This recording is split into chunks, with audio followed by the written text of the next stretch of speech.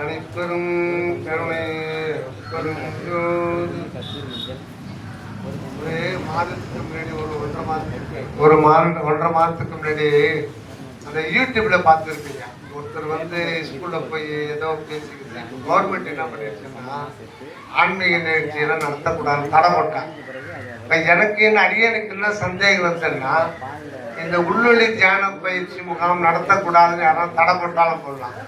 ஏன்னா அது தடை போடுறவங்க யாரா இருப்பாங்கன்னா எம்பிபிஎஸ் டாக்டர், எம்எஸ் டாக்டர் இதெல்லாம் தடை போட்டுருவாங்க. Skin doctor, face doctor. ஏன்னா இந்த உள்ளொளி தியான பயிற்சியில கலந்துக்கு வர்றவங்க இந்த சளி கேஸு வரும், அது வரமாட்டேங்குது. தலைவலி கேஸு வரும், வரமாட்டேங்குது. இன்னைக்கு நிறைய கேஸ் வரும், ஒரு கேஸ் வரமாட்டேங்குது. என்னடா பார்த்தா இவங்க உள்ளொளி தியான பயிற்சி நடத்துறேன்னு சொல்லிட்டு மருத்துவ முகாம் நடத்திட்டு இருக்காங்க. உள்ளொளி தியானம் மருத்துவத்தை எங்க வாயில மண்ணு போட்டாங்க. அவங்க இதுக்கு தடை பண்ணோம். நான் கஷ்டப்பட்டு லட்சக்கணக்கில் நாங்கள் செலவு பண்ணி நாங்கள் இது பண்ணி வந்தா இவங்க சும்மா வந்து இலவசமா சோத்தை இது பண்ணிட்டு எல்லாரும் இலவசமா கூப்பிட்டு எல்லாருக்கும் எல்லா வைத்தியம் சொல்லி அவங்களையும் வந்து வைத்தியம் ஆகிட்டாங்க. அப்ப நாங்க எதுக்கு படிக்கிறோம்? அதனால கவர்மெண்ட்ல பார்த்து இதுக்கு தடை போடுன்னு சொன்னோம். ஜாகிரதை திட்டமா பேசி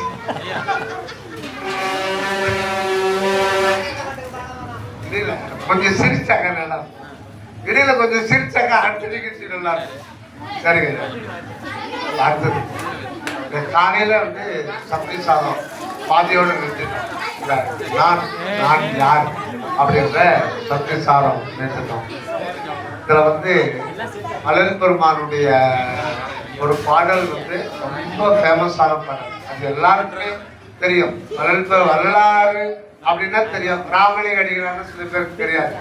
அந்த மாதிரி இருக்கிறவங்க கூட வாடிய பயிரை கண்ட போதெல்லாம் வாடினேன் அப்படின்னு சொன்னோம்னா, ஆமா இது எங்க கேட்டிருக்கனே, யார் அது பண்ணது? ராமலிங்க சாமிப்பா. ஓ, ராமலிங்க சாமி தான் அதை பாடினாரா? இப்போ போன வருஷம் வந்து பிரதமர் வந்து அதை பிரகடனம் பண்ணார். வள்ளலாருடைய சிலை வந்து இதுல ஓபன் பண்ணாங்க. அப்ப வந்து கவர்னர் எழுதி கொடுத்து அதை வந்து பிரதமர் அங்கிருந்து படிக்கிறாரு ரிலே பண்ணாங்க டிவில. அதை வந்து வாடிய பயிரை கண்டா போதெல்லாம் வாடிங்கன்னு அவர் படிக்கிறார். அப்போ வந்து அது புக்கில் வந்து அது பதிவாயிடுச்சு. அது உலகம் ஃபுல்லாக அது போயிடுச்சு. வள்ளல் பெருமான் அந்த ஒரு வாடிய பயிரை கண்ட போதும் வாடிங்கன்ற அந்த ஒரு அந்த வகையில் தன்னையறிந்தின்பமுற வெண்ணிலாவே ஒரு தந்திரம் நீ சொல்ல வேண்டும் வெண்ணிலாவே. அருமையான பாடல், எல்லாருக்குமே தெரியாது. எஸ்பி பாலசுப்ரமணியம் அவர் கூட ஒரு பாடியிருக்கார். தன்னையறிந்தின்பமுற வெண்ணிலாவே ஒரு தந்திரம் நீ சொல்ல வேண்டும் வெண்ணிலாவே.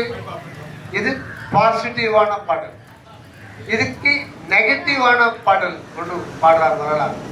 தன்னை அறியா என்னை என்னதுர செய்தாயே, தன்னை அறியா என்னை என்னதுர செய்தாயே, தகுமோ தகுமோ தகுமோ என்றலரவும் இன்னும் தயவு வர விலையா உனக்கின் மீதில் என்ன வர்மம் சொல்லையா.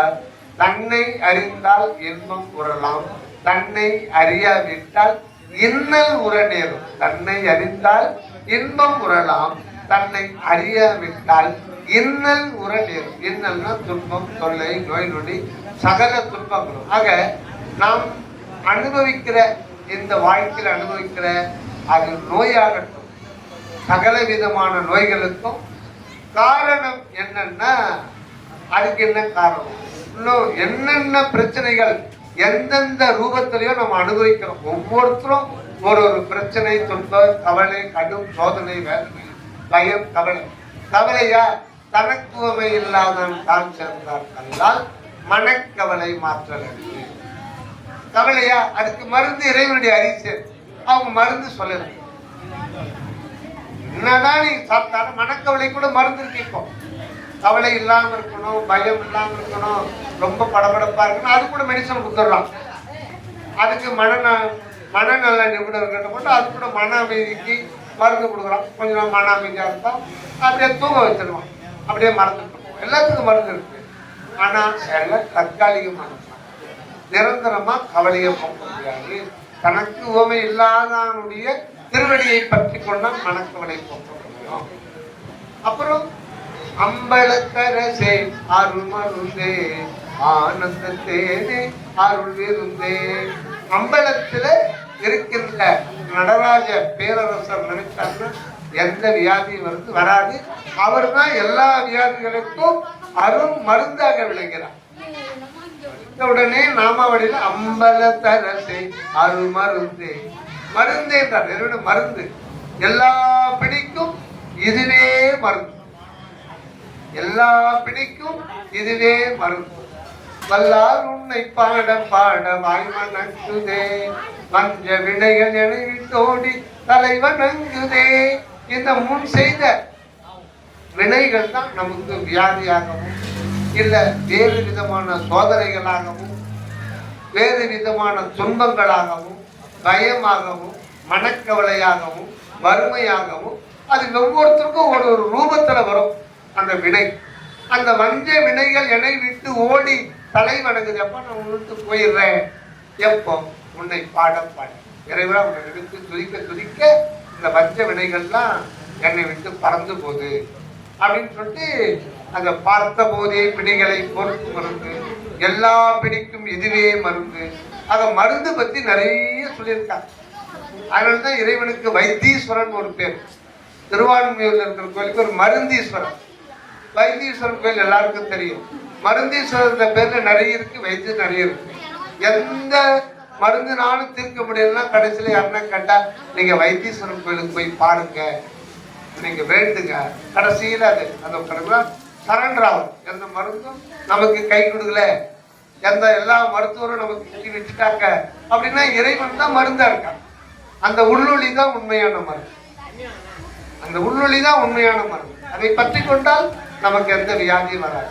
அப்படியே ஒன்றும் சிறுகு வந்தாலும் நம்ம அதை தாங்கி கொடுக்கின்ற சக்திக்கு அது நம்ம கடந்து செல்லலாம். அது ஒரு காரணத்திற்காக, நம்மை மேலேற்றுவதற்காக, நம்மை பின்தங்கி போகாதிருப்பதற்காக அது வரும். ஆனால் நமக்கு பெரிய ஒன்றும் பாதிப்பு ஏற்படாது. ஆக இந்த உள்ளொளி தியான பயிற்சியிலே சகல துன்பங்களையும் தீராத நோய்ப்பிணைகளையும் நீக்கி உண்மையும் அமைதியும் அன்பும் கருணையும் அமைதியும் ஆனந்த வாழ்வும் நல்கின்ற இந்த உள்ளொளி தியான பயிற்சியெல்லாம் நம்ம 2 படிநிலைகளை பார்த்துட்டோம். இந்த 3வது படிநிலைகள்ல முக்கியமானது என்னன்னா அந்த தன்னை எறிதல் தான். அந்த 3வது படிக்கு நம்ம கொண்டு போகிறது அந்த தன்னை எறிதல். அது எப்படி தன்னை எறிதல்? அது இதெல்லாம் இந்த கேள்வியெல்லாம் கேட்டு பார்ப்போம். நான் ஏன், நான் யார், நான் என்றால் என்ன, நான் என்பது எதனால் ஆனது, நான் என்பது உள்ளுணர்தான். இப்ப அதை பற்றி விசாரப்படு.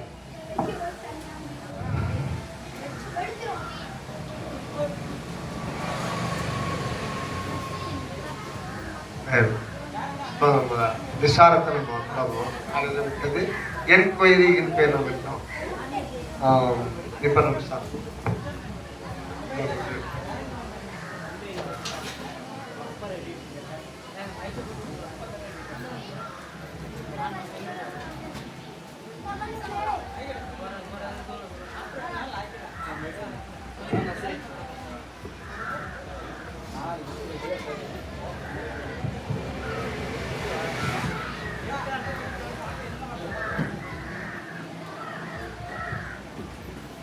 ஐயா, நீங்க எங்கிருந்து வந்திருக்கீங்க? பெருங்கலத்தூர், சென்னை பெருங்கலத்தூர். பெருங்கலத்தூர் வந்திருக்கீங்க. எப்படி வந்தீங்க? பஸ்ல வந்தீங்க? பஸ்ல வந்தீங்க. இந்த உடம்பு எங்கிருந்து வந்தது? உடம்பு எங்கிருந்து வந்தது? நான் சாப்பிட்ட உணவுல இருந்து வந்தீங்க. எதுங்க? நான் சாப்பிட்ட உணவுல இருந்து வந்தீங்க. இல்ல, இந்த உடம்பு இப்ப எங்கிருந்து வந்தது? உடம்பு வந்து பெருங்கலத்தூர்ல இருந்து தான் வந்தது. உடம்பு தான் பெருங்கலத்தூர் வந்தது. ஆன்மா எந்த இடத்துல இருந்து அதுல இடம் காலம் தூரம் அதெல்லாம் பொய்யா. அது எப்படியா? இப்ப நான் இங்க இருக்கேன், கொஞ்சம் 5 நிமிஷம் முன்னாடி அங்க உட்கார்ந்து இருந்தேன். ஆமா, அதுக்கு முன்னாடி அங்க உட்கார்ந்துட்டு இருந்தேன். ஆன்மா இடம் பெயரா. இப்ப நீங்க உட்காந்தீங்களா? ஆமா. நீங்க உட்கார்றதுக்கு முன்னாடி இடத்துல என்ன இருந்தது? காத்து இருக்கு. காத்து ஒதுங்கிடுச்சு. வானம் ஒதுங்குமா? அதான முன்னாடி பார்த்தோம் காலையில. அந்த மாதிரி ஆன்மா வந்து இடம் பெயரா. அந்த அகநிலைக்கு போனா இடம் என்பது பொய்யா, காலம் என்பது பொய்யா. அங்க இறந்த காலம், எதிர்காலம், நிகழ்காலம் எதுவுமே கிடையாது. சொல்லணும்னா நிகழ்காலம் மட்டும், ஒரு கணம் மட்டும்தான் இருக்காங்க. அது நித்திய நிகழ்காலம். அது மொத்தம் இடம், காலம், தூரம். இப்ப நம்ம சொல்றோம் ஒரு ஒளியாண்டு, ஒளியாண்டுன்னு சொல்றோம். ஒரு ஒளியாண்டுன்னா ஒரு ஒளி வந்து ஒரு வினாடிக்கு 3 லட்சம் கிலோமீட்டர் வேகத்துல சுழந்து வருது இல்லைங்களா? சூரியனுடைய கதிர்கள் வந்து 15 கோடி கிலோமீட்டர் அப்பால் இருக்கு. அந்த கதிர்கள் நம்மை வந்து அடைவதற்கு 9 நிமிடம்.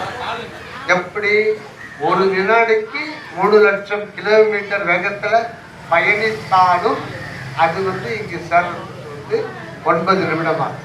இது வந்து புறத்தில் காணுகின்ற உண்மை. இது பொய் அல்ல, உண்மை. நீங்க அங்கிருந்து வந்தீங்க பெருங்குளத்தூர், அது உண்மை. உங்களுடைய மனம் வந்திருக்கு, உண்மை. உங்களுடைய ஜீவன் வந்திருக்கு, உண்மை. ஆனா ஆன்மா வந்திருக்கு, அது அங்க போச்சு இங்க போச்சு சொல்ல முடியும். அகநிலையில புறநிலையில் இருக்கிற உண்மை அகநிலையில செல்லுபடியாக. அந்த உண்மை இந்த இடத்துல இது உண்மைதான், இந்த இடத்துல இது உண்மை. இப்படி பார்க்கும்போது அங்க போனா உண்மை வேற மாதிரி மாறிக்க. ஆனா அதுதான் உண்மை. இந்த இடத்துக்கு வந்தீங்கன்னா இதுதான் உண்மை. இப்ப நீங்க கனவு காண்றீங்க, ஒரு உதாரணத்தை சொல்றேன். இப்ப நீங்க கனவு காண்றீங்க, நானே வச்சு கூட வேண்டாம், என்னைய உதாரணம். நான் கனவுல ஒரு 2 மணி நேரம் கனவு காண்றேன். என்ன ஒருத்தன் பிசினஸ் விஷயமா ஒரு பகை ஏற்பட்டு துரத்துறோம், கத்தி எடுத்து குத்துறன்னு சொல்லிட்டு துரத்துறோம். நான் பயந்துறேன். துரத்துறோம். நான் உயிருக்கு என்ன நம்பி 2 பிள்ளைங்க இருக்காங்க, பொண்டாட்டி இருக்காங்க. எப்படியாவது அவங்களுக்காக குழைக்கணும். நான் ஓடுறேன். எனக்கு ஒன்றும் முடியல. இதயம் துடிக்குது, மூச்சு இறைக்குது. அதுக்கு மேல என்னால ஓட முடியல. அவன் வேகமா ஓடிறான், எப்படியாவது கொலை பண்ணி திரும்ப ஒரு வெறியில வர்றான். தண்ணி போட்டு என்ன பண்றது? கடைசி நேரத்துல ஒன்றும் பண்ண முடியாம மாட்டிட்டான். குத்துறான். ஓடு கத்துறேன். பட்டுன்னு ஒரு அடி. என்னங்க எப்பத்துல இருந்து இந்த பழக்கம் வந்து தூக்கத்துல கத்துறது? அடடா, ஓ இது எவ்வளவு கனவா, இவ்வளவு கனவா. ஆனா அனுபவிச்சதை வாபஸ் வாங்க முடியுமா? நான் 1 மணி நேரம் கனவுல பயந்தேன், அது அனுபவம் ஆயிடுச்சு, ஆன்மாவுக்கு போயிடுச்சு. இது பொய். இப்ப உண்மை. இது வந்து விழிக்கும் போது அப்படிலாம் ஒண்ணு நடக்கல, அது இது உண்மைதான். ஆனா கனவுல அது உண்மையாங்களா? கனவு காணும் போது நாம் காண்பது கனவுதான் சொல்லி நினைக்க முடியுமா? முடியாது. ஏன் முடியாது? அதுதான் இயற்கை நமக்கு வழங்கியிருக்க ஒரு கடவுளையும் இன்பத்தை அனுபவிக்க முடியும், கனவுலையும் சொந்தத்தை அனுபவிக்க முடியும். அதுக்கு சூக்கும தேகத்தை வச்சு நாம இது பண்ணிக்கலாம். அந்த சூக்கும தேகம் இப்போ இருக்கு. ஆனா கனவு நிலையில இந்த பூத உடல் தொடர்பு இருந்தாலும் இது வேற உலகம். அதை கம்ப்ளீட்டா இறைவன் மறைச்சிருவார். நமக்கு அந்த அறிவுல கம்ப்ளீட்டா அது மறைச்சிடும், ஒன்றும் தெரியாது. கனவு காணும் போது அது கனவு தான் நமக்கு தெரியாது. என்ன உண்மையில நம்ம விழிப்புணர்வு இருக்கிற மாதிரி தான் தெரியும். அதுல இருந்து மீண்டு வந்த பிறகுதான் ஐயோ இது பொய். ஆனா நீ பொய்ன்னு உணர்ந்துக்கலாமே ஒழிய நீங்க அனுபவிச்சதுதான். அதை ஒன்றும் வாபஸ் வாங்க முடியாது. அது இன்பமோ துன்பமோ அதை அனுபவித்து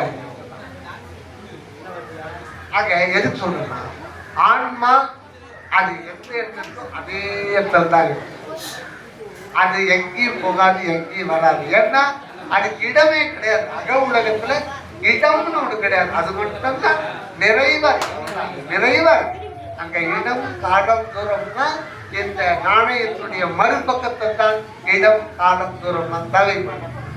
இது ஒரு இந்த உலக வாழ்க்கையின் மூலம் நம்ம அக உலகத்தை உணர்றதுக்காக இது ஒரு சிறிய ஒரு எக்ஸாம்பிள் தானே தவிர இந்த புற உலகம் உண்மை அல்ல. இது உண்மையை பத்தி விளக்க வந்தது. ஆனா உண்மை இல்லை அப்படின்னு ஒண்ணு இல்லைன்னு அர்த்தம் கிடையாது. இது அந்த அகத்தை உணர்வதற்காகத்தான் இந்த உலக வாழ்க்கை. இந்த உலக வாழ்க்கையை நாம் அனுபவிக்கிற இன்பமாகட்டும் துன்பமாகட்டும் எதற்காக என்றால் இந்த இன்ப துன்ப அனுபவங்கள் நமக்கு அந்த பேரின்பத்திற்கு இட்டு செல்லுகின்றன. அந்த பேரின்பத்தை பற்றி சிந்திப்பதற்காக நமக்கு இதில் எல்லாம் வழங்கப்பட்டிருக்கிறது. அதனால நமக்கு வர இன்பமும் சரி துன்பமும் சரி இரண்டுமே நிலையற்ற.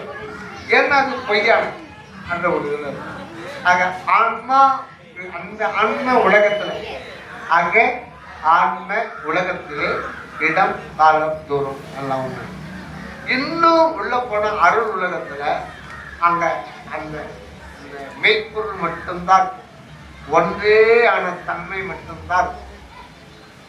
அது நம்முடைய உணர்வுக்கு மைய பகுதியில அந்த தன்மையை தான் நம்ம கடவுள், அந்த தன்மையை தான் அருள் அப்படி.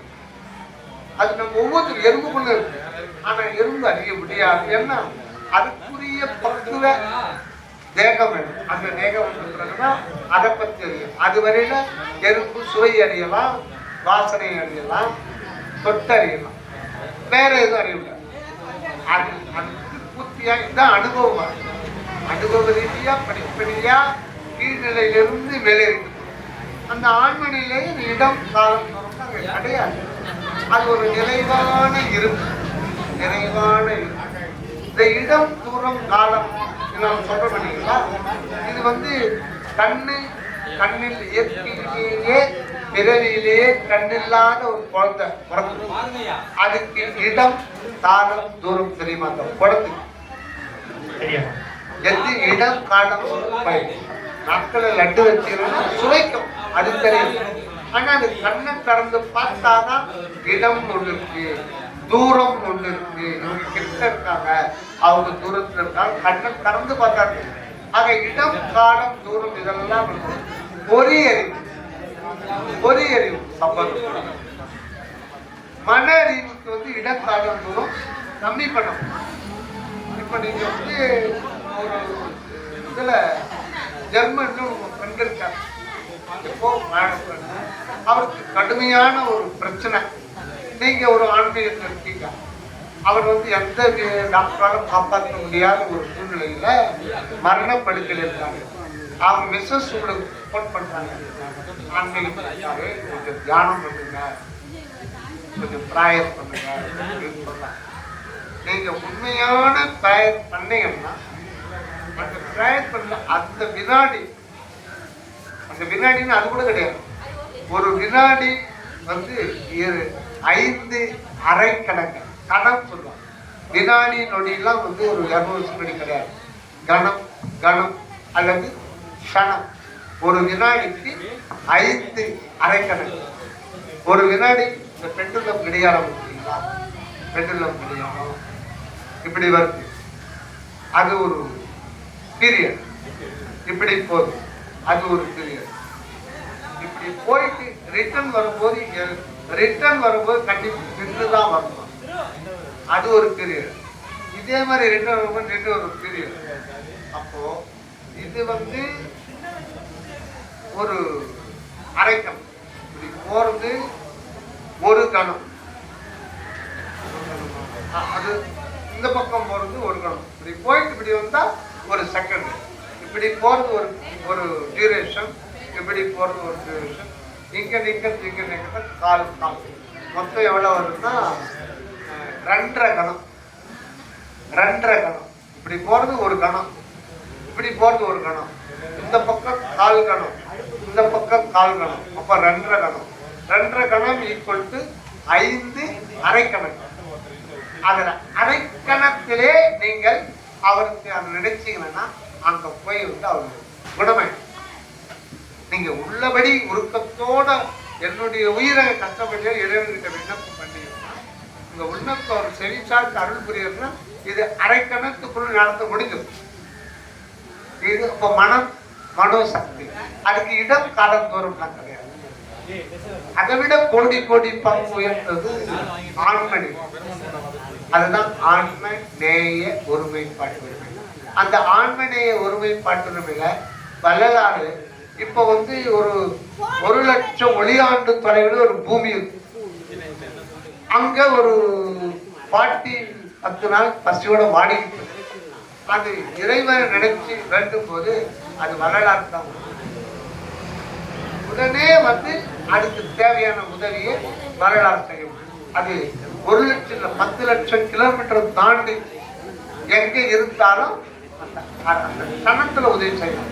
அவர் அங்க போகணும். அப்போ இடம் கடந்த தூரம் ஒரு பொய்யாயிடும்.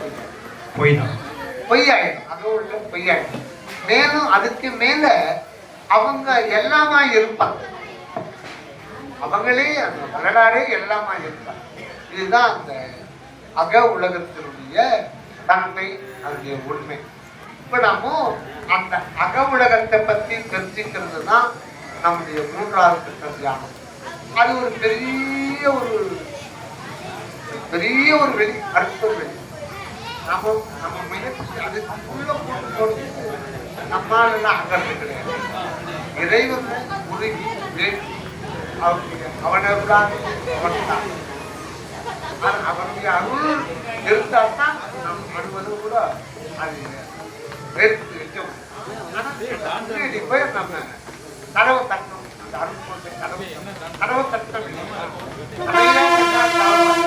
அந்த வேலைதான் நம்ம அதுதான் 3வது.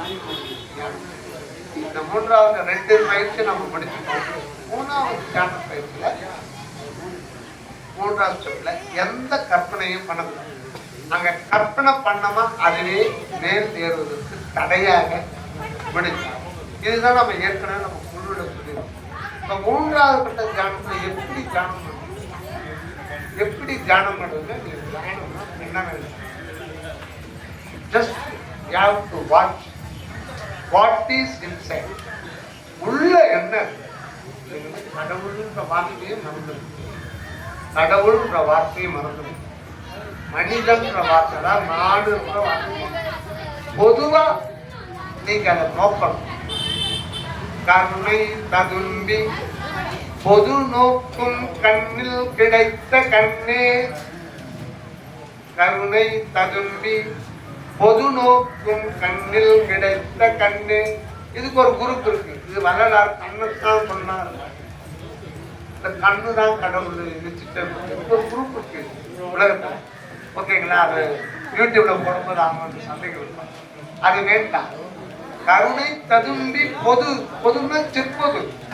அந்த செப்பொது இருக்கிற இடம் வந்து தலைக்கு நடுவுல தான் இருக்குது. அது பேர் தான் உண்மையான கண்ணு. இதுக்கு பேரு புண்ணு. போனா போதுன்னு சொல்லிட்டு தமிழ் அறிஞர் இதுக்கும் கண்ணுட்டாங்க.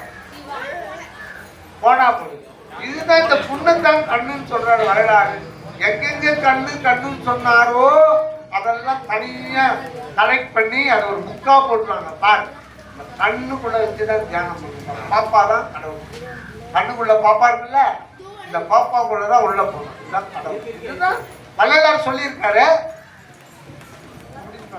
ஒரே போடுவாங்க. அது ஒரு குரூப். அது சத்தியஞானசேகர் நோட்டீஸ் இருக்காங்க. ஒருத்தர் போட் பண்ணாங்க. என்னங்க இவங்க பண்றாங்க? சத்தியஞானசேகர் எதுக்கு வந்து நோட்டீஸ் கொடுக்குறாங்க? யாரும் கேட்க மாட்டேன்றாங்க, கொல்ல மாட்டாங்க. கண்ணுக்குள்ளதான் கடவுள் இருக்கிறாரு. இந்த கண்ணு அப்படின்னு அப்புறம் நான் சொன்னேன். கண்ணுன்றது அது வந்து விழி வெத்திரை, கார்னியம், அப்புறம் வந்து lens, pupil, iris, retina, optic nerve. இதெல்லாம் கடவுள்.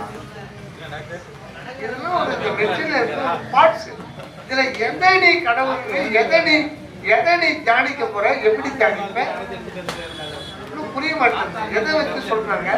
யாரும் கேட்க மாட்டேங்கிறாங்க. சரி விடு, அவங்க போனா போட்டோம். அத கருணை ததும்பி பொது நோக்கும் கண்ணில் கண்ணு. எதுன்னா பொது, அங்க பொதுவா பார்க்கணும். என்ன இருக்கங்க பொதுவா பார்க்கணும். நம்முடைய கருத்துலாம் விட்டுணும், நம்முடைய கருத்து அழியணும். அது இது என்ற ஒரு இதே வரக்கூடாது. இதுல வரும் எங்குமாய் விளங்கும் சிற்றவை இடத்தே இது அது என உரைப்பரிதாய் தங்குமோர் இயற்கை தனியனுபவத்தை தந்து என்னை தன்மயமாக்கி பொங்கும் ஆனந்த போக ஓக்கியனாய் புத்தமுதருத்தியன் உளத்தே அங்கையில் கனிவோர் அவந்தருள் புரிந்த அருட்பெரும் ஜோதியன் அரசே எங்குமாய் விளங்கும் சிற்றவை. இப்படி சொன்னீங்களா ஆன்மா, அது எப்படி நீங்க பெருங்கலத்தில் வந்திருக்க, என் கூட தானே ஆன்மா வரும். இது இந்த பக்கம் இருக்கிற உண்மை, நமக்கு அந்த பக்கம் இருக்கிற உண்மை நமக்கு தெரியல, நம்ம அறியல. ஆனா நம்ம தோராயமா சொல்றோம், இது நம்முடைய கருத்து. ஏன்னா நம்ம தேக உணர்வுல இருக்கோம். நம்ம ஆன்மா இன்னும் அறியப்படாத, நம்முடைய ஆன்மா தான் இன்னும் அறியப்படாத நிலையில இருக்கு. நம்ம கருத்து சொல்றோம், நான் வந்தேன்னா என் தலை நடுவில் ஆன்மாக்குதுன்னு சொல்றீங்க, அப்ப என் கூட தானே வரும். நியாயமான கேள்விதான், நியாயமான கேள்விதான். ஆனா நம்ம இந்த பக்கத்துல அந்த பக்கத்துக்கு போனா கேள்வியே வராது, அந்த பக்கத்துக்கு போனா கேள்வி வராது. அதுதான் எங்குமாய் விளங்கும் சிற்றவை. சிற்றவைன்னா ஆன்மா, அதுதான் சிற்றப்பா. அதுதான் சொல்லு எங்குமாய் விளங்கவன். அது ஏன் புரியாது? புரியாது, இப்ப புரியாது. அது எப்ப புரியுமோ அப்பதான் அந்த ஒரு எங்குமாய் விளங்கும் சிற்றவை. அது ஒன்றே ஒண்ணுதான். இப்போ ஆன்மாக்கள் அனந்தம், அதாவது கடவுள் பரமாத்மா ஒருவர், ஆன்மாக்கள் அனந்தம். இது சைவ சித்தாந்த கோட்பாடு. ஆனா இங்க சுத்த சரணாத அந்த கோட்பாடு மாறு, அதை இன்னொரு பயிற்சி அந்த கோட்பாடு இது வேறுபட்டு நிற்கும். இந்த உண்மை நேரடியா திருவருளே வழக்கத்தினால இந்த உண்மை முற்றிலும் மாறுபடும். இப்போ ஒரு உதாரணம், ஆன்மாக்கள் அனந்தம்.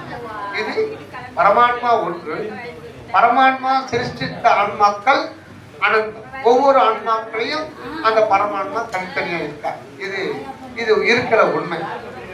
இப்போ ஆன்மாக்கள், ஆன்மா ஆன்மாக்கள் நல்லா நோட் பண்ணி, ஆன்மாக்கள் ஆன்மாக்கள் அதுதான் தனி ஒரு ஆன்மாவை பார்த்து ஆன்மாக்கள், மொத்த ஆன்மாவும் ஆன்மாக்கள் சொல்றோம். ஆன்மாவே சிற்றவையாகவும் அதன் உள்ளொளியே பதியாகவும் கண்டு நிற்றல் வேண்டும் சொல்றாருங்களா வரலாறு ஆன்ம ஒழுக்கத்துல. ஆன்மாவே சபை, சபைனா சிற்றவை, சிற்றவையின் கண்ணே கவனத்தில் செல்ல வேண்டும்னா ஆன்மாதான் சிற்றவை. சரிங்களா? அப்படி இருக்கும்போது சைவ சமயத்துல தேவாரம் திருவாசகம் படிக்கும்போது அம்மாவை கலந்துப்பாங்க. முதல்ல என்னம்மா வார்த்தை சொல்லுவாங்க? எடுத்த உடனே திருச்சிற்றம்பலம். திரு கொஞ்சம் சிற்றம்பலம், சிறிய அம்பலம். சிறிய அம்பலம்னா அது அனுத்துவமானது, அதுதான் சிற்றவை. சிற்றவை, சிற்றம்பலம், சித் ஆகாசம், சித்தாகாசம், சித்தம்பரம். சித்து அப்படின்னா சிதம்பரம் அப்படின்னா சித்து பிளஸ் அம்பரம், அறிவு ஆகாயம். சிற்றவைனாலும் அறிவு ஆகிய கோயில். சிதம்பரம்னா சித்து அம்பரம், அறிவு ஆகாயம். ஒரே பொருள் தான், வெவ்வேறு பொருள். சபைன்னா ஆடல், அறிவு ஆகிய கோயில். சிற்றம்பலம் இடத்துல ரெண்டு கோணத்துல அந்த பொருள். சிறிய அம்பலம், இறைவன் ஆடுகின்ற அனுத்துவமான கோயில் ஒரு சித்து அம்பலம்னு சொல்லலாம்.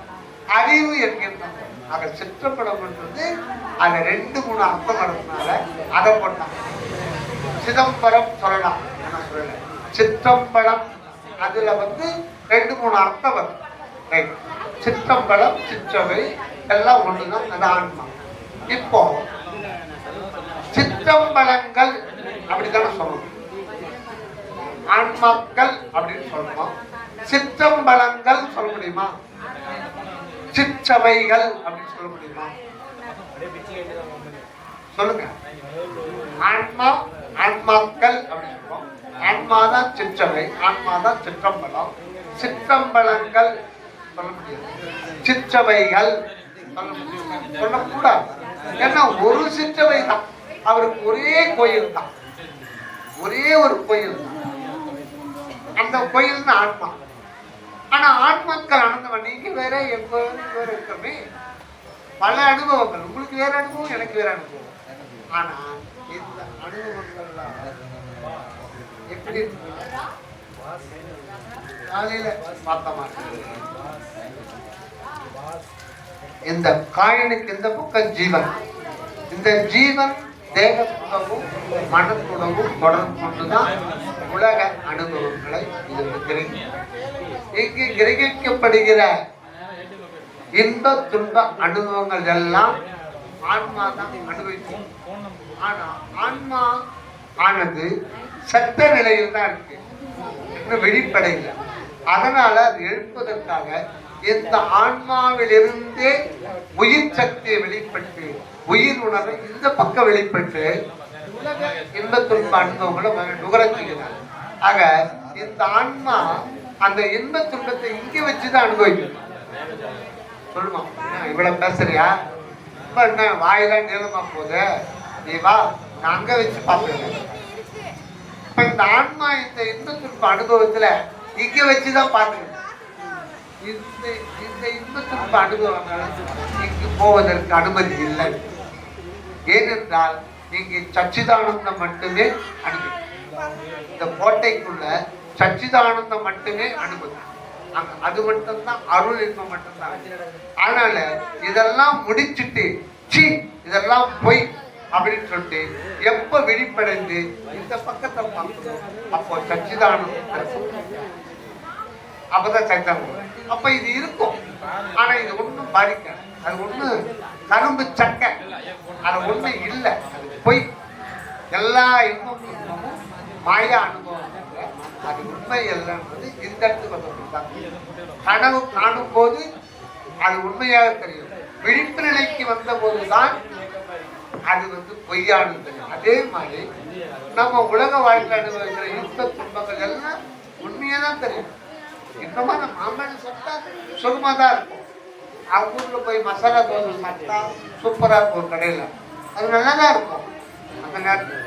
ஆனா உண்மை அல்லன்னு சொல்றாங்க. இங்க நாம எப்படி சொல்ல முடியும்? போயா யாருமே போயிட்டு சாப்பிட்டு பார்த்தா தெரியும். டீ கடையில இருந்தா அருமையா பஜ்ஜி போட்டா, வெங்காய போட்டா, ஏன்னா எப்ப பாரு பட்டை கோயில் உட்காந்து சாப்பிட்டு பாரு. அனுபவிக்கிறதாண்டா வாழ்க்கை. வாழ்க்கைன்றது ஒரு முறை தான்டா, பெரிய தத்துவம். வாழ்க்கைன்றது ஒரு முறை தானா? வாழ்க்கைன்றது ஒரு முறை தான். அனுபவிச்சு போறதான் வந்துருக்கு. இருக்கிற வரையும் அனுபவிக்கலாம் அப்படின்னா நிறைய பேசு. இருக்கிறதே அனுபவிச்சுட்டு போயிட்டா திருப்தியா வாழ ஒரு முறை தான்டா வாழ அப்படின்னு. அப்போ இங்க அனுபவிக்கிறது சுகமா தான், சுகமா தான். அதுதான் மாயை. அது மாயை, அது சத்து உண்மை கிடையாது அப்படின்றது எங்கன்னா விழிப்பு நிலைக்கு இருந்தாதான் அது கனவு. கனவு தெரியுங்க. நீங்க எவ்வளவு நேரம் கனவு கண்டாலும் அந்த நேரம் வரையில அது உண்மையான அனுபவம். அதே மாதிரி துன்பமும் இன்பமா அனுபவம். துன்பம் வந்து துன்பமான அது துன்பத்தை இன்பமாகவும் மாயை அனுபவிக்கும். ஒரு நோயை வந்து துன்பமா ட்ரெயின்ல ஒரு முறை ஒரு மாதிரி ஊட்டிட்டு அது கிரகணம். இந்த இடத்துல மழை காலத்துல இந்த தண்ணி ஆறாது, ஒட்டிக்கிட்டு இருப்பாங்க. இந்த தண்ணி வந்து ஆறாது. இந்த இடுக்குல வந்து உங்களுக்குலாம் தனித்தனியா எனக்கு கொஞ்சம் ஒட்டமா நிறுத்தம். அது இன்னும் ஒரு மாசம் அமைக்கும். ஒரு செருப்பு போட்டுக்கிட்டேன், யூனிட் ட்ரெயின்ல ஒரே அமைச்சர், வேற எந்த நாட்டும் இல்லை. எப்படினாலும் சொல்லி ஒரே அது வியாதி இல்லை, வழியில ஒண்ணு இல்லை. அமைச்சர் அது ஒரு வியாதி தான். அமைச்சர் ஒரு ஏதோ ஒரு இன்ஃபெக்ஷன் ஆகிட்டா எடுத்து அதை அமைக்குது. அமைக்கிறது கூட்டி கையில் எப்படா யூனிட் ட்ரெயின் தவிர நிறுத்தமா இல்லை. 2 ஸ்டாப் நான் முன்னாடி ஸ்டாப்ல இறங்கிட்டு இந்த கையை போட்டு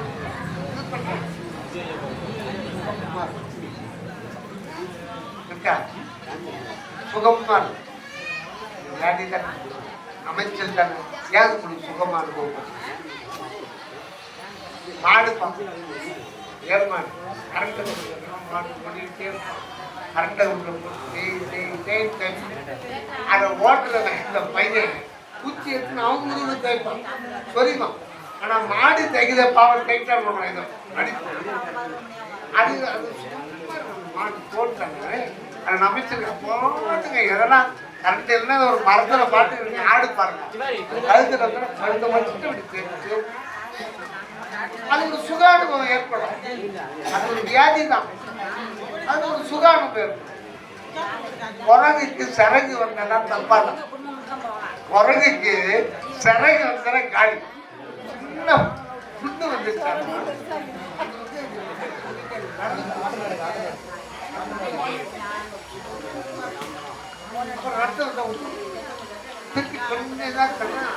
அமைச்சல் எடுக்கும்போது சொரண்ட சுகமா இருக்கும் தப்புன்னு வரணும் இப்படியே பண்ணணும் அதுக்கு யாரு புண்ணுக்கு மருந்து போடுவான் இப்படியே டெவலப் பண்ணு பெரிய கூலியாக கடந்து செத்து போயிருக்கணும் குரங்குக்கு சரங்கு வந்து அவங்க கதை கட்டணும் அப்போ இது ஒரு நமைச்சலே நமக்கு சுகமா இருக்கு அந்த மாயை ஆக நம்ம அனுபவிக்கிற எல்லா இன்பமும் மாயா இன்பமே தவிர அசத்து பொருள் ஜடமான ஒரு பொருள் சித்தாகி ஆன்மாவுக்கு இன்பத்தை தர முடியாது அது எந்த இன்பமா இருந்தாலும் ஆக அந்த இன்பமா மாற்றி கொடுக்கிறது எதுன்னா அதுதான் மாயை முடியாது ஆக இந்த இன்பம் எல்லாமே பொய் இன்பம் எல்லாமே எங்கேயே அனந்தம் எத்தனையோ கோடி காலமா எத்தனையோ பிறவிகள் தோறும் அனுபவித்து முடித்து இதுல இருக்கிற அனுபவங்கள் டோட்டலா ஒவ்வொரு வினாடியும் ஒவ்வொரு நாளும் சுகதிக்கங்கள் ஒவ்வொரு பிறவில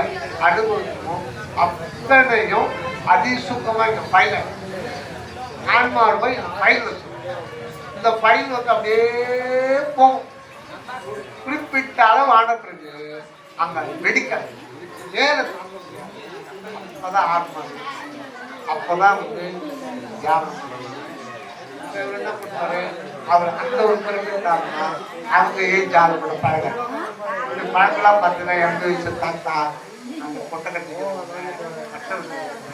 கோயிலுக்கு போறவங்க அவங்ககிட்ட போய் பேசுவாங்க அப்பதான் தேடல் அப்ப தேடாது இப்படித்தான் நம்ம வந்து சகல விதமான இன்பங்கள்லாம் அனுபவிச்சு நம்ம அந்த வழிக்கு ஆண்டவர் திருப்புறார் வேற வழி கிடையாது இது வந்து 3வது கட்ட தியானம் இதெல்லாம் வந்து 3வது கட்ட தியானம் கண்டிப்பா உதவும் இதை நம்ம கருத்துல வச்சுக்கிட்டோம்னா இது இப்ப வந்து இந்த அது இது கடவுள் மனிதன் எல்லாத்தையும் மறந்துடும் இது வந்து 3வது கட்ட தியானத்துக்கு மெய்கண்ட சிவம் இருக்கிறார் சைவ ஆகமத்தில் சந்தான குறவர்கள் ஒருவர் நான் ஒரு 35 வருஷத்துக்கு முன்னாடி அந்த புக்கு படித்தேன் அது ஒரு பாட்டில் ஸ்டக் ஆகிட்டு என்னமோ இருக்கு அது அப்படியே மனப்படம் ஆயிடுச்சு அது பல முறை படிச்சுட்டு அப்படியே மனப்படம் அந்த பாட்டு சொல்ற பாருங்க தியானம் எப்படி பண்றதுன்னு எட்டிங்கெல்லாம் கிடையாது நடுவுல வரும் அது தியானத்தை சொல்றாங்க அறியாமை அறிவகற்றி அறிவினுள்ளே அறிவுதனை அருளினால் அறியாதே அறிந்து புரியாதே குறித்து அந்த கரணங்களோடும் கூடாதே வாடாதே உழைந்திருப்பையாயில் பிரியாத சிவம் தானே பிரிந்து தோன்றி பிரபஞ்ச வேதமெல்லாம் தானாய் தோன்றி நெறியாக இவையெல்லாம் அல்லவாகி நின்று என்றும் தோன்றிடுவன் நிராபரணாகி முதல் வரி அறியாமை அறிவகத்தை இதை வந்து இதுல என்ன இருக்குன்னா 2 மெர்ஜ் பண்ணிருக்காங்க அறியாமை அகற்றி அறியாமை அறிவகத்தின்னா அதுல 2 வார்த்தை மெர்ஜ் ஆகி அகற்றியது மட்டும் பொதுவா வரும் அதை எப்படி படிக்கணும்னா அறியாமை அகற்றி அறிவகற்றி என்று சொல்றோம் முதல்ல அறியாமை அகற்றி அப்படின்னு சொல்றாங்க அறியாமை நம்மளுடைய மனத்தில் இருக்கிற இருளை அகற்றணும்னா இந்த மாதிரி நூல்களை பெரியோர் திருக்குறள், திருவாசகம், திருமந்திரம், திருவள்ளுவா, ஐயாடி சுவாமி சரவணானந்தா அவர்கள் இதெல்லாம் படிக்கும்போது மனதில் இருக்கும் சந்தேகங்கள், இருள்கள் நீங்கி உண்மையை நம்ம வந்து உபாய ஞானமா நம்ம பெற்றுக்கொண்டு மனதுல எந்த வழியில நம்ம போகணும் அப்படின்ற தெளிவு நூல்கள் வாயிலாகத்தான் நமக்கு கிடைக்கும். வேற வழிக்கடி இயற்கை அப்படிதான் வந்துட்டு. ஆனால் தான் மணிவாசக பெருமானுக்கு ஆகமமாகி நின்று அன்னிப்பான் தாழ்வாள். அன்னித்தல்ல இறைவன் நம்மளை நெருங்கி வருகிறார் கொஞ்சம் கொஞ்சமா. எப்படி முதல்ல நெருங்கி வருகிறார்னா ஆகமமாகி நின்று, ஆகம வேத நூல்கள், நூல் வடிவில் ஆண்டவர் வர. இப்ப நமக்கு கிடைக்குதுன்னா ஆண்டவர் வந்திருக்காரு. என்ன வடிவில் வந்திருக்காரு? நூல் வடிவில் வந்திருக்காரு. அப்புறம் பெருமானா குரு வடிவில் வருவார். குரு வடிவில் வருவார். இப்படிதான் வரும். அப்புறம் நேரம் முதல்ல நூல் வடிவில் தான் வரும். உபாய நடமாடும் ஃபர்ஸ்ட் ஸ்டெப். இது இல்லைன்னா நம்ம இந்த வழியாக தான் என்ட்ரன்ஸ் ஆகும். வேற வழி கிடையாது. ஆனா இதையே பற்றிட்டு இருந்தா அது உண்மை அனுபவ ஞானம் கிடைக்காது. அனுபவ ஞானம் தான் மெயின். பட் உபாய ஞானத்துல தெளிவு இல்லாம அனுபவ ஞானம் நமக்கு கிடைக்காது. அதே மாதிரி இதையே பற்றிருந்தாலே போதும்னாலும் நமக்கு அனுபவம் வராது. இதை வச்சுக்கிட்டு அனுபவத்தை படியை நாம யாரும் திருத்தணி படி 365 படி ஒரு படியை எடுத்து கால வச்சு அடுத்த படிக்கு யார் அது வரையில அந்த இன்னொரு படி கீழே படி அந்த காலை தாங்கிட்டு அப்புறம் அடியெடுத்து வைக்கிற நேரத்துல இன்னொரு காலம் இன்னொரு படி தாங்கிட்டு ஒரே நேரத்தில் ஜம்ப் பண்ண முடியுமா? இந்த படி வந்து அதில் போய் ஃபிக்ஸ் ஆகி அப்புறம் தான் இந்த காலம் இருக்கு. அப்புறம் அது இன்னொரு காலு மேல் படியில காலை நல்லா ஊனிட பிறகுதான் இந்த காலத்தை ஒரே நேரத்தில். அதே மாதிரி இதுல நம்ம வந்து டவுட் கிளியர் பண்ணி வழிகாட்டுது. இந்த வழியில போ, ஒவ்வொன்றும் ஒரு வழிகாட்டு. அது இறைவனுடைய அருள் பூரணமா கிடைத்தா சன்மார்க்க வழி நமக்கு கிடைக்கும். அப்ப அந்த வழி எப்படின்னு சொல்லிட்டு நம்ம சுவாமி சரவணானந்தா அவர்கள் மூலம் இதுதான் சன்மார்க்கம், இதுதான் வரலாறு சன்மார்க்கம், இப்படிதான் நம்ம போகணும், இதைத்தான் வரலாற்று இருக்காரு, வரலாறு அடைஞ்ச நிலை நமக்கு தெளிவா நமக்கு சுவாமி சரவணானந்தா மிகப்பெரிய மகான், உலகம் கண்டிராத மகான், வள்ளல் பெருமான் கருத்தபடியா சுவாமி சரவணானந்தா. அப்ப அவருடைய வழிகாட்டுல நம்ம ரூட் கிளியரா இந்த ரூட்ல போறோம். இந்த தூக்கி போய் வைக்கலாம் யாரும் வழிதான் காட்டுவாங்க. என்ன தூக்கி போய் அங்க வைக்க மாட்டேன். பஸ் இதான் பாயிண்ட், பஸ் போ கரெக்டா இப்ப விட்டுறோம் அப்படின்னா விட்டுறோம். நீங்க கூட வாங்கன்னா அவரு எப்படி வர மாட்டாங்க, கூட வருவாரு. நாம தான் பயணிக்கிறது. நம்ம நாம தான் ரூட்டை காட்டுறோம். நீங்க பஸ்ல போறதோ ட்ரெயின்ல போறதோ இல்ல சைக்கிள்ல போனா லேட் ஆகும். அது நம்முடைய முயற்சி தான் பஸ் அந்த வாங்க. நம்ம முயற்சி நம்ம எந்த அளவுக்கு முயற்சி வேகமா போகலாம். ஏரியாக்குள்ள போறோம்னா ஓகே போய் ஒரு மணி நேரம் இஷ்டம். அதான் முயற்சி தான் நம்முடைய வாகனமா அமைஞ்சு வழி காட்டுறோம். அந்த வழி இந்த வழி கரெக்டா அந்த கடவுளை போய் அடைஞ்சிடலாம். மூன்றாவது இது அது அப்படின்ற ஒரு தேர்தல். கடவுள் மனிதன் கனியவும் அதுதான் நூல். இது வந்து அறியாமை அகற்று, அறியாமை அகற்று. அடுத்தது அறிவு அகற்றி, அறியாமை அகற்றி அது ரைட்டு. அறியாமை என்கிறது அஞ்ஞானம் இல்லை அகற்று. அறிவு இப்ப அறிவை அகற்றுட்டாரு. அறியாமை அகற்றி ரைட்டு, அறியாமை அறிவு அகற்றின்றாரு. அது எப்படி? கற்ற நூல்கள் கணத்தே மறந்தன, கற்ற நூல்கள் கணத்தே மறந்தன. கற்றது உபாயம். உள்ள போகும்போது வெளியில இருந்தா மனம் தெரியும். ஏன் வெளியில இருக்கணும்னா நீ மனதையே வெளியில விட்டுட்டா உள்ளவா, மனதையே வெளியில விட்டுட்டா நீ உள்ள வர முடியும். மனம் கூட வந்தா நான் கூட போகணும். மனதை வெளியில தத்துவத்தை கழிச்சுன்னா நம்ம உள்ள வர முடியும். இது இந்த கற்றல் புத்தக வாயிலாக கூட்டுனா இறைவனோடு கூடுவதற்கு உபாய ஞானம் மட்டும் போதும். உபாய ஞானமே தேவையில்லை கிடையாது. இது மட்டும் போதும். அனுபவ ஞானம் கற்றலை அது வழிகாட்டுதல். அந்த டார்ச் உள்ளவே பிக்ஸ் பண்ணிட்டு வர கடல் அது பாட்டுக்கு அது வழிகாட்டு. நாம மேற்கொண்டு எதுவும் பண்ண வேண்டும். அது வழிகாட்டு. நீங்க கற்றலை மறக்க வேண்டும். ஏன் மறக்க வேண்டும்? நீங்க நாம் புதியதாக அடைய வேண்டும் ஒன்று. அதான் ஏற்கனவே நாம் யாரும் செய்யாவிட்டாலும் நாம் எதை அடைய நினைக்கின்றோமோ அந்த ஆன்மாவை நாம் ஏற்கனவே அடைந்துதான் இருக்கிறோம். ஏற்கனவே நான் ஆன்மாவால் தான் இருக்கிறோம். வெளிப்படை நம்ம என்ன பண்ணணும்? அந்த உணர்வு உள்ளுணர்வு நிலைக்கு நம்ம கவனத்தை செலுத்த வேண்டும். எதையும் பாதிக்க கூடாது. அப்ப என்ன அந்த உள்ளுணர்வு பற்றி நம்ம எப்படி தெரிஞ்சுக்க முடியும்? உள்ளேன்னு சொல்றா மாணவர் ஆத்தியர் உள்ளே இருக்கிறேன் அதுதான் நம்முடைய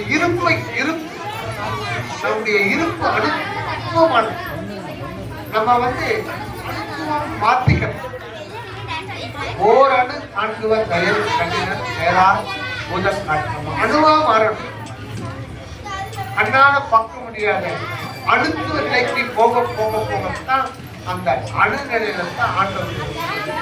ஆக நம்ம உணர்வுனா ஒரு அணுத்துவ நிலையில அதிசுத்துவ நிலை குவிக்கணும். அந்த உணர்வு குவிக்கும் போதுதான் நம்ம உள்ளதான் வெளியில வரணும் அப்படின்னு அந்த லென்ஸை மாட்டிக்கிட்டு முன்னோக்கி இந்த லென்ஸை மாட்டிக்கிட்டு முன்னோக்கி பார்க்கும்போது அப்போ அடையில உன்னோக்கி பார்க்க வேண்டிய அவசியமே இல்லையே. நம்ம உள்ளிருந்து தானே வர்றோம். அடையில நம்ம தியானம் பண்ண வேண்டியதே இல்லையே. அப்படி தேவையில்லை. நாம என்ன இருக்கிறோமோ அதுதான் இருக்க போறோம்.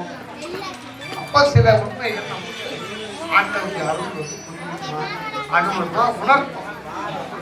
என்ன உணர்த்து? தியானம் தேவையில்லையே. ஆனா தியானம் மயமானால் பொசிப்பு மாறும். தியான மயமானால் பொசிப்பு மாறும். பொசிப்புனா சின்ன தலைகளிலிருந்து மரணம் வரையில பொசிப்புன்ற வார்த்தை அடங்கிடும். மரணம் பொசிப்பு முடிவான வார்த்தை மரணம். தியானமயமானால் மரணம் இல்லாது வாழணும். தயா நாம் ஆதலில் தயா நிலையில நாம் அது இன்னொரு பகுதி. ஆக நம்முடைய கவனத்தை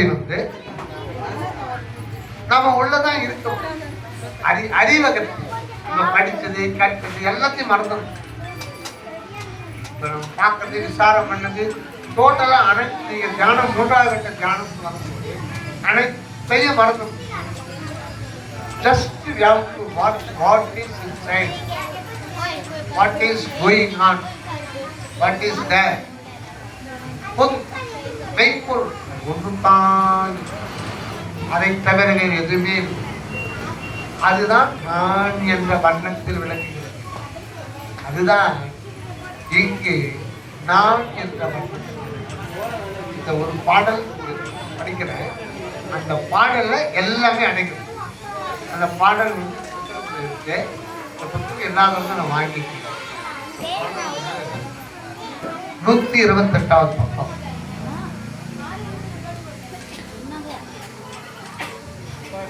நான் சொன்னே இது என்னன்னு சொல்றேன். உன்னை யார் என்று எண்ணி எண்ணி நீ பார்க்கிறாய். உன்னை யார் என்று எண்ணி எண்ணி நீ பார்க்கிறாய். இது யார் வாழும் வாழ்வென்று மயக்கோடு நீ ஏற்கிறாய். இது யார் வாழும் வாழ்வென்று மயக்கோடு நீ இருக்கிறாய். அகண்ட வெளி முற்றும் நிறை பொருளே இந்த மெய் அணு ஆகிறார். அகண்ட வெளி இந்த மெய் அணு ஆகிறார்.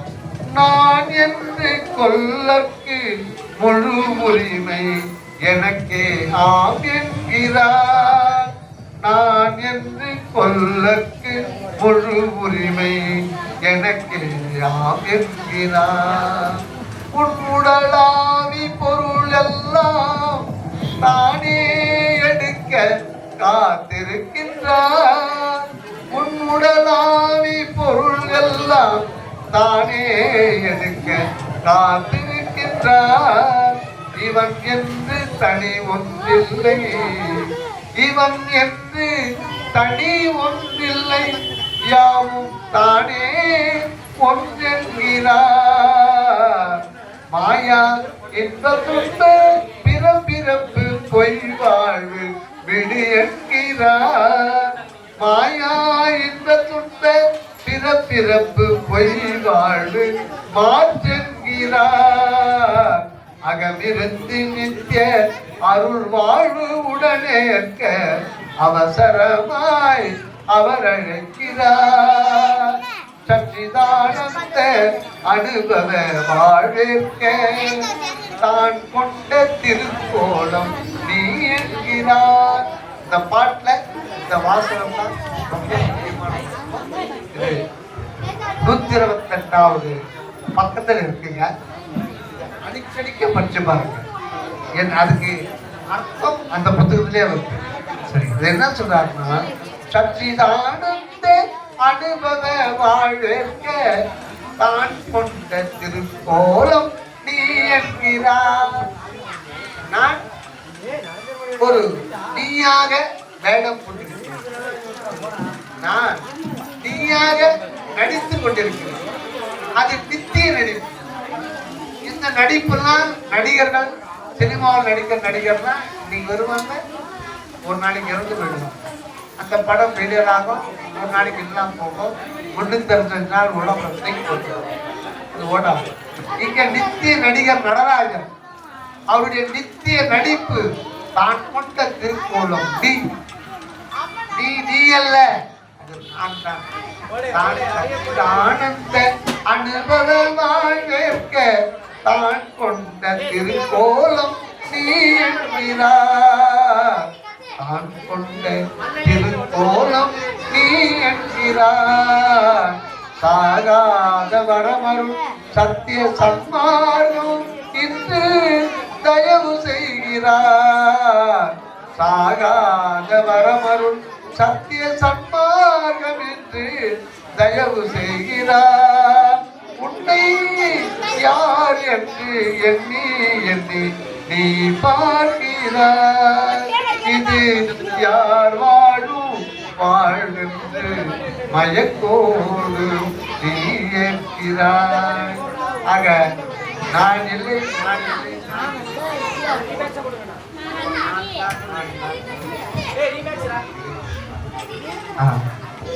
இதோட நிறைவு செய்யலாம். அதனால நம்ம 3ஆம் தியானத்தில் எவ்வளவு நேரம் இருக்க முடியுமோ அந்த நேரத்தில் அந்த கருத்தூண்டி அந்த இடத்துல இருக்கிறது மெய்ப்பொருள். அது அருள் வண்ணமாக இருக்கிறது, அணுவாகத்தான். எந்த அளவுக்கு விருப்ப முயற்சி உரிமை வருகிறதோ அப்பதான் அதிகமாக அது வந்து அடிப்படையாக தினசரி ஒவ்வொரு நாளுமே நம்ம நம்மை முன்னேற்றத்துக்கு கொண்டு சென்றிருப்பார் நமது மகன் பெருமாள். இத்துடன் எல்லோரும் மிக்க மகிழ்ச்சியும் நன்றியும் தெரிவித்துக் கொள்கிறேன். அற்புதம் ஜோதி, அற்புதம் ஜோதி, அற்புதம் கல்வி, அற்புதம் ஜோதி. அகமிருந்து வருக அருளுடன் அனகமாக வாழ்க தயவுடன். அகமிருந்து வருக அருளுடன் சொல்லுங்க. அகமிருந்து வருக அருளுடன் அனகமாக வாழ்க தயவுடன். நன்றி.